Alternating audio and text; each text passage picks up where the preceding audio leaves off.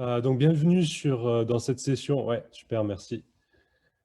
Sur la paléo et les vieilles forêts. Donc on va avoir 3 présentations ce matin. On va commencer tout de suite avec la présentation d'Alexandre Pace. Je ne sais jamais comment prononcer ton nom, désolé. Qui va nous parler de variabilité hydrologique au cours des 211 dernières années à partir d'androchronologie. Donc, tu vas avoir 12 minutes pour ta présentation. On va essayer de se tenir au temps, là, vu on va tous passer au fur et à mesure. Et donc, on va avoir les trois présentations. Et puis ensuite, une fois que les présentations seront passées, on aura une période de questions d'une vingtaine de minutes, je crois, que je vais essayer d'animer avec vous. Donc, Alexandre, je te laisse la parole. Je pense que tu dois pouvoir être en mesure de partager ton écran. Ouais, c'est parfait. Ouais. Vous voyez mon écran? Oui, on voit très très bien. OK.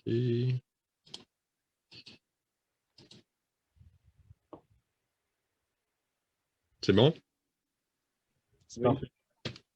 OK. Parfait.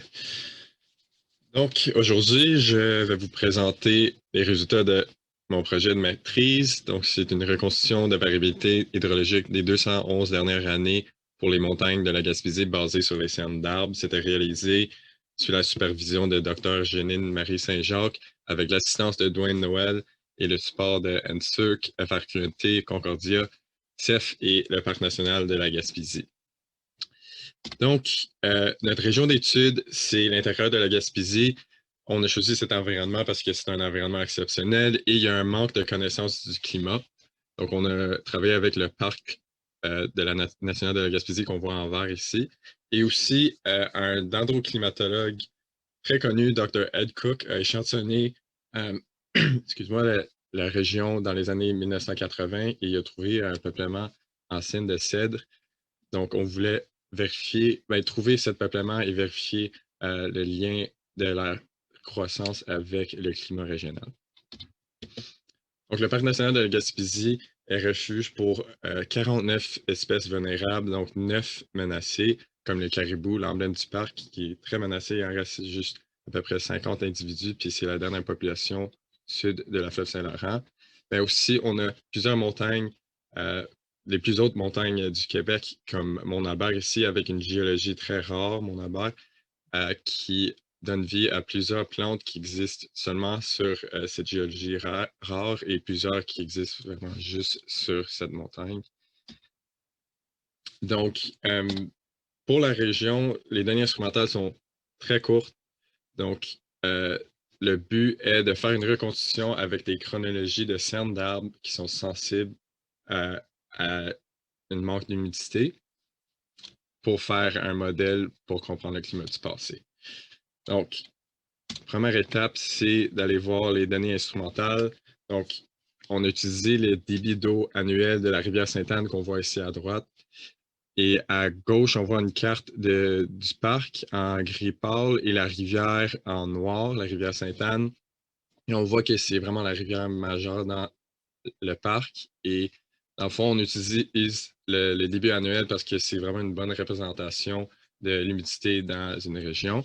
Et les formes blancs sont les différentes stations de données instrumentales. Donc, le carré, c'est les données pour le débit de la rivière Sainte-Anne. En noir, on a nos différents regroupements de sites d'échantillonnage partout dans le parc.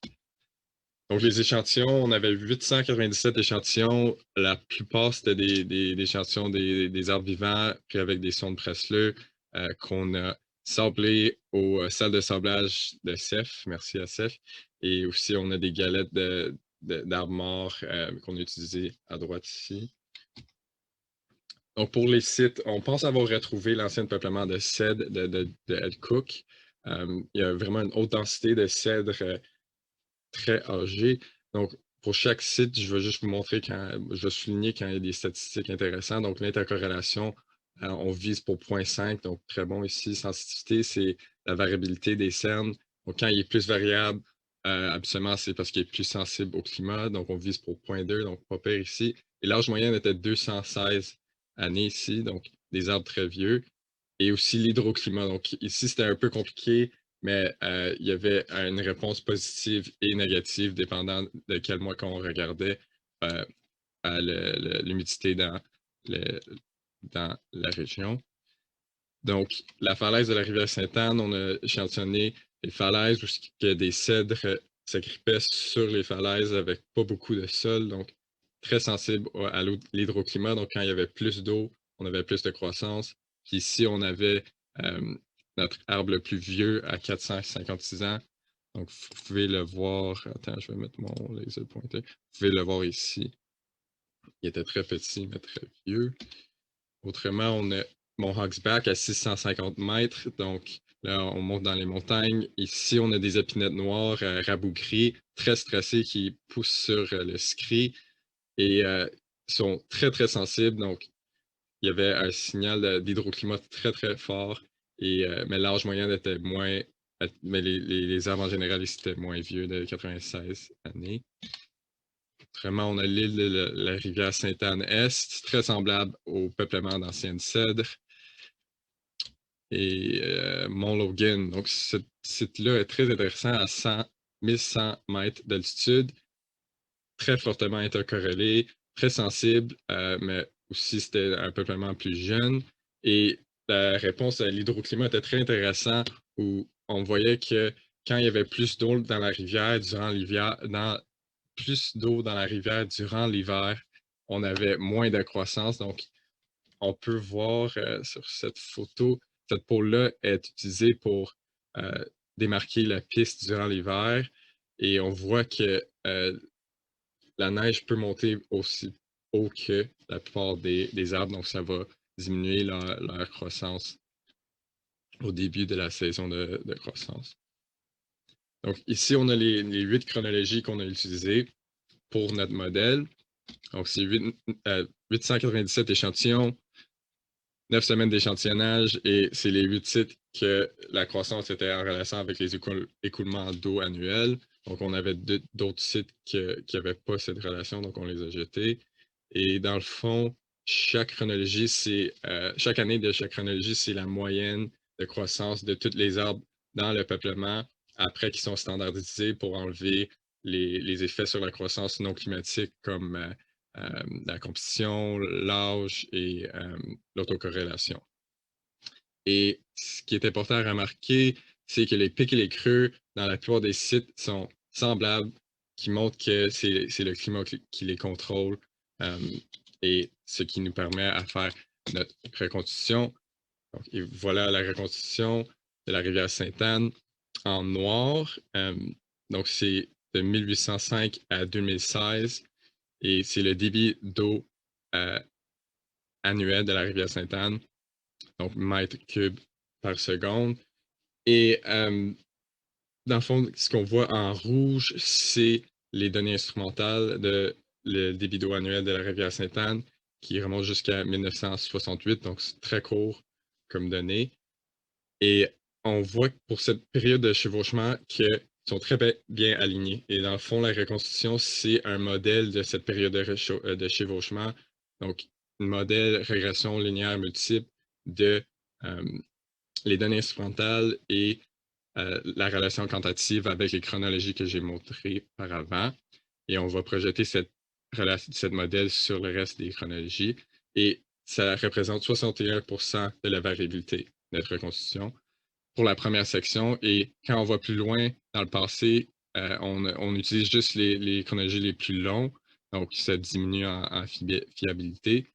Et dans le fond, pour justifier qu'on utilise le débit annuel, dans le fond, les modèles, les statistiques étaient meilleures pour les débits annuels que juste le débit durant les périodes de croissance. Et on pense, on peut le justifier parce que la plupart, mais plus que la moitié de la débit au début de la période de croissance, donc mai et juin, c'est par la fonte de neige. Donc, il y a une relation très importante avec la neige qui accumule durant l'hiver. Et ce que cette reconstitution suggère, c'est que, dans le fond, la variabilité naturelle n'est pas bien représentée par les données instrumentales en rouge. Pour être plus précis, on voit qu'on a 7 périodes ou 7 années dans la reconstitution de débit très faible et donc plus faible que le minimum ici dans les données instrumentales. Ensuite, on a 6 périodes de débit faible prolongé, donc de 3 ans et plus, tandis qu'on en a juste une période durant les données instrumentales. Et on a 4 périodes de débit élevé durant la reconstitution et juste une période durant les données instrumentales. Et autrement, on a aussi observé un changement de phase de variabilité, donc de 1805 à 1907, donc à peu près ici. Il y a une phase de haute variabilité. Après ça, jusqu'à 1974, on a une faible variabilité et jusqu'à aujourd'hui, on a une variabilité plus élevée encore. Et on pense peut-être que c'est lié au Atlantic Decadal Oscillation, mais avant la publication, il reste encore un peu d'analyse à faire. Donc, on espère que cette reconstitution va être un outil important pour l'aménagement du parc et pour la recherche dans la région, juste en général pour mieux comprendre l'écosystème magnifique. Et pour donner des exemples, pour les frais de saumon, il y a des frais de saumon importants dans la rivière Sainte-Anne. Et dans le fond, le succès des frais est lié au débit d'eau. Donc, on peut peut-être mieux comprendre l'histoire des saumons dans la région. Pour les caribous, le succès de leur fond est lié au montant de neige, vu qu'ils vont les fonds vont être nés dans les autres parties des montagnes. Et les années qu'il y a plus de neige, ça va les protéger quand ils sont les plus vulnérables.